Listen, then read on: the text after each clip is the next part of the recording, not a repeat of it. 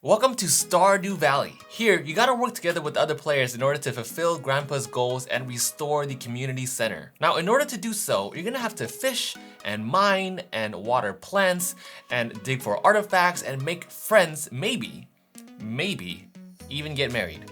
You have an entire year to achieve Grandpa's goals and fix up the community center, because if you can't, then the Joja Corporation is gonna take over this entire region. Hi everyone, welcome back to the channel. I am so excited to see you because today we're gonna learn a video game turned board game called Stardew Valley. So I'm gonna teach you how to play this, and if you like this tutorial and wanna see more and help support this channel, please consider subscribing. And with that, let's get going. So first up, we're gonna get your resources together. So the main board is gonna go right in the center of your table. Then you can put the Stardew dice, the animal dice, and the spouse pawn right next to the board. Next, you wanna shuffle all of these following cards face down. You have the villager deck, you have the red items deck, the blue epic items deck, the green set of cards called the events deck, and the gray mine event deck. Now you also want to shuffle the Joja tiles face down as well. Now this is the tile tray. You can put this next to the board. Go ahead and pause the video here if you want to see which tiles belong in which spot, at least according to how the game organizes it. Now artifacts are the tiles with an orange gear icon, and on the other side they have a green crystal icon. This side is the mineral tile. You can put these in the gray bag. Fish tiles are the ones, of course, with the fish symbols and also with the trash can symbol. You can put these in the blue bag. Now let's set up the actual game. So you start off by planting a parsnip from the tile tray. And this is a spring crop, and you can tell because it has a pink top left corner, and you can also put the parsnip in the second field slot.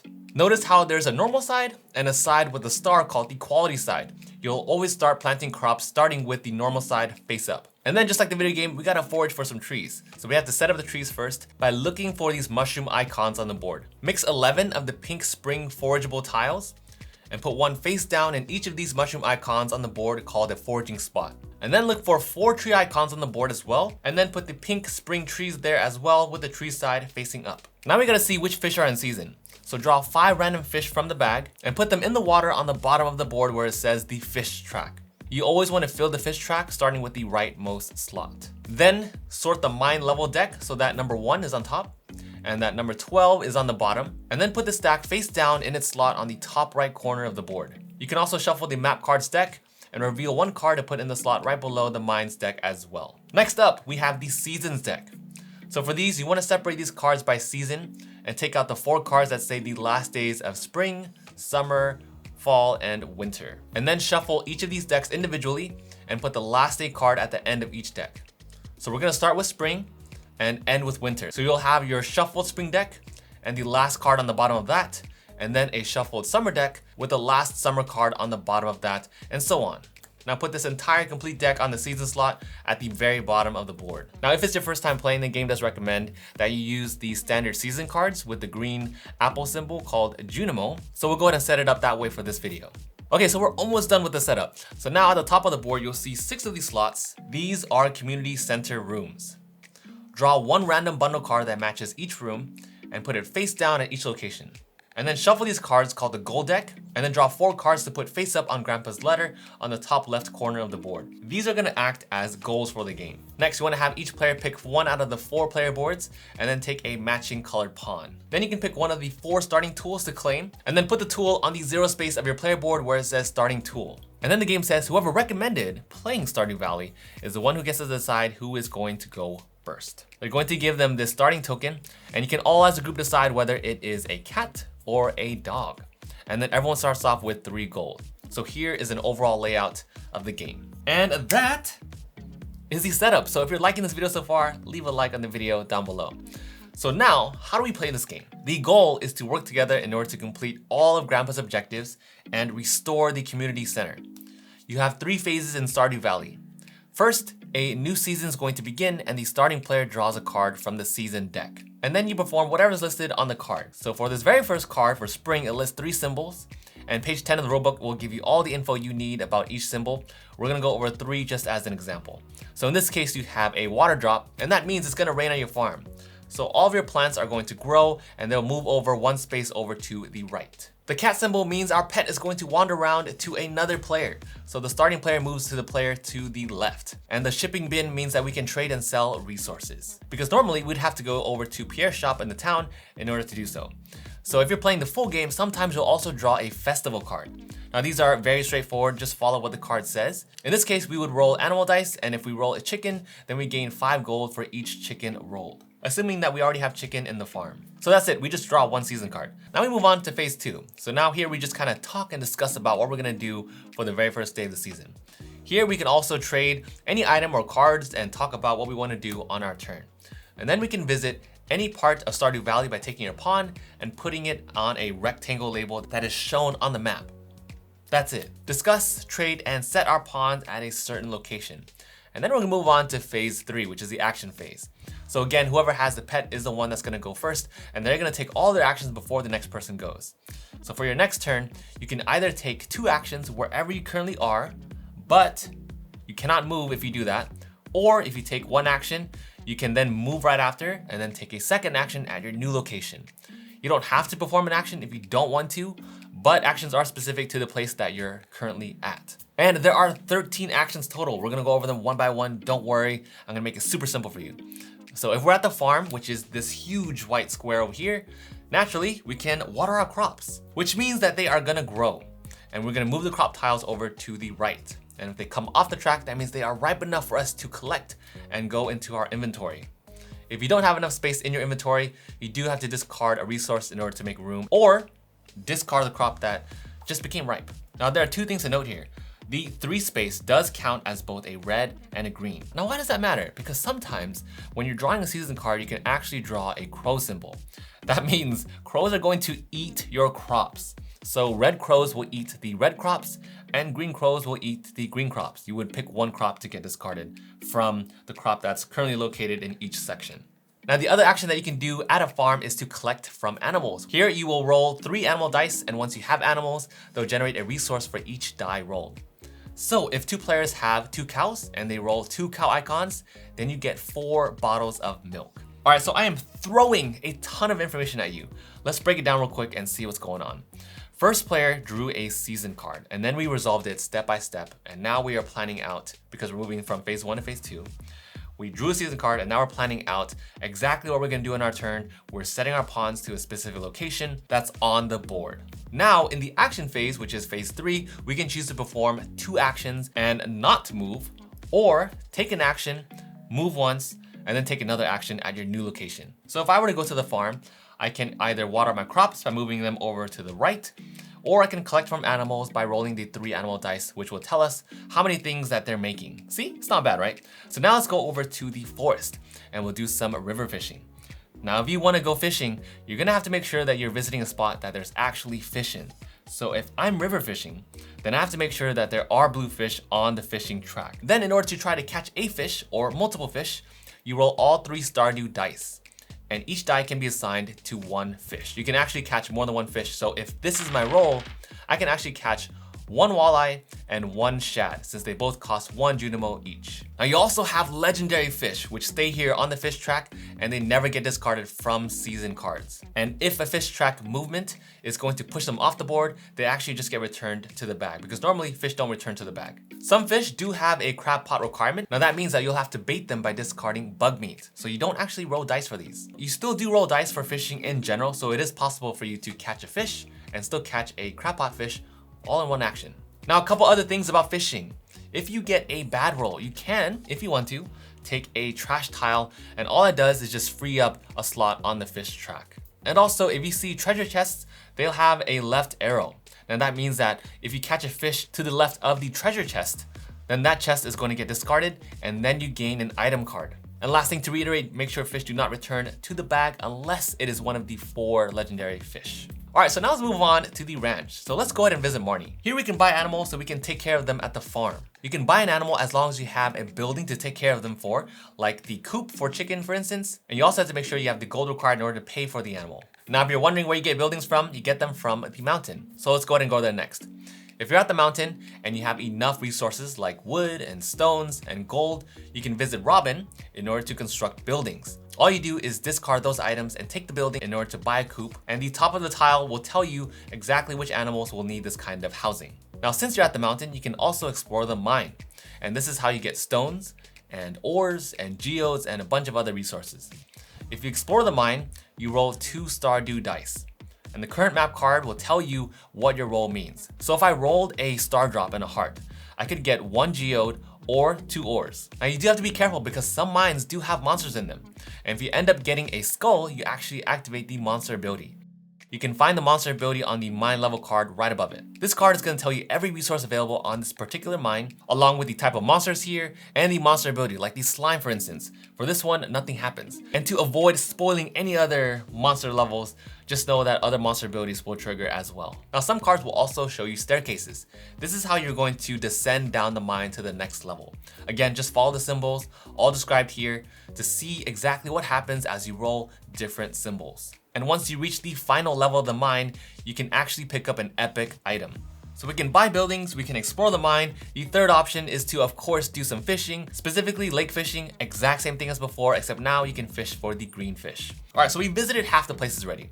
But remember how I was saying you can perform 2 actions back to back, or perform 1 action, move, and then perform another action at your new location. So let's go ahead and talk about moving. In order to move, you just follow along one of these white paths, 1 space away from your current location. But what's important is that when you're moving, this is how you can forage. So remember those foraging tiles we put down during the setup? You can reveal a foraging tile that's adjacent to any one of the 3 paths you're moving. So for example, let's say I'm moving from the mountain to the town. I can reveal this tile, or I can also reveal this tile. If I reveal this one and it ends up being a worm tile, then you want to look at the bottom right symbol. The orange gear icon means that I just dug and found an artifact. The green crystal means I was digging and I found a mineral. So to resolve this tile, I'm gonna discard the foraging tile and then draw from the artifact and mineral bag. But you wanna make sure that you're only keeping the resource that was shown. If I instead reveal a forageable, then these just go in my inventory, and trees are how I get wood. Quick thing to note, when you're foraging, it does not count as an action, it's just part of your movement. So, you're getting the trend around here, right? Notice how a lot of places are linked. As I'm moving towards the mountain from the forest, I forage for wood. And then when I get to the mountain, I'm visiting Robin in order to build a coop. And then I'm gonna make my way back to the ranch, and since I have this coop now, I can buy a chicken. Then I can make my way to the farm, and when I get there, I spend an action in order to roll 3 animal dice, and if I roll 2 chicken, then I get 2 eggs, and so on and so on. So let's go ahead and wrap up the town, beach, and forge actions. Town first. Here you can visit the community center and reveal and donate to bundles. Remember, this is one of the endgame conditions to restore the community center. So to reveal a bundle, you discard a number of heart tokens equal to the number of players. So if we're playing with 2 players, then we have to discard 2 heart tokens. And then you reveal the leftmost face down bundle card, or replace a revealed bundle card with a new face up bundle card in order to match that particular room. You complete the bundle when players have donated the total amount of what's listed on the bundle equal to the number of players. So here I'm gonna donate 2 hearts in order to reveal the leftmost face down card, which is in the fish tank. Now this one says it requires any river or legendary fish. I can donate 1 sturgeon and 1 legendary glacier fish that I caught, and now this room is fully restored. So I discard that bundle, and then I gain an item card that I can give to any player. When you restore the final room in the community center, you get a second opportunity to pick up another epic item. Now aside from the community center, you can also go to Pierre's General Store. Here you can buy seeds and sell as many resources as you like. Any crop costs only 1 gold in order to plant that crop, and the icon listed on the bottom right of the plant is actually the value that the crop is going to sell for. The water drop number is where you're going to place the plant in the farm, and only 1 crop goes into each plot, so you cannot stack crops. And the third thing that you can do in a town is to make friends, and there are a lot of things going on with friends, so let's break it down. First, you draw the top card of the villager deck. You can gift them a resource in order to make them your friend, which will be listed on the left side of the card. That means they're going to love you because you gave them an item that they absolutely love. all you do is discard that particular resource. So for Penny here, all I have to do is discard a parsnip and then I gain 2 hearts. Now if it's fall when I'm meeting Penny, it's her birthday. So that means that she gives you 1 bonus heart. Any friend that has the same birthday as the season that you're landing in is gonna give you 1 extra heart. Now notice here how Penny also has resources on the right side. So you can't give resources that's listed on the right side of the card because then the villager, in this case Penny, is gonna hate you for it. Despite how much I busted my ass going to the mines for that rock, I swear. Now you can also give Penny any other unlisted resource, which will earn you 1 heart, which means that she does like you for it.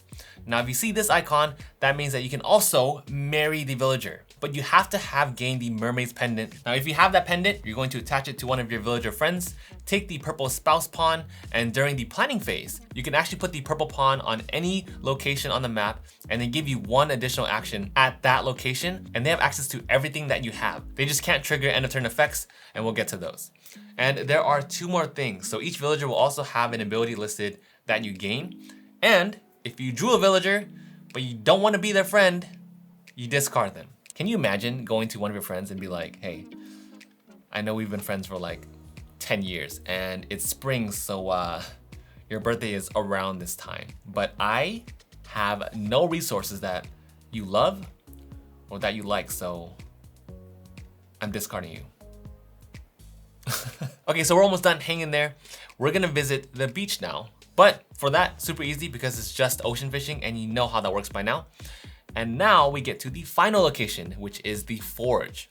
Here you can open geodes by going to Clint. You spend 1 action to break open any number of geodes that you've accumulated in your inventory. So you roll 1 Stardew die and just refer to this chart on the board in order to see your result and then discard that geode. If you end up gaining an ore, you can actually flip the geo tile to the other side. You can also donate to the museum. So here, if you have artifacts or minerals, you can just visit Gunther and donate them here. Again, you spend 1 action in order to donate any number of artifacts or minerals that you have in your inventory.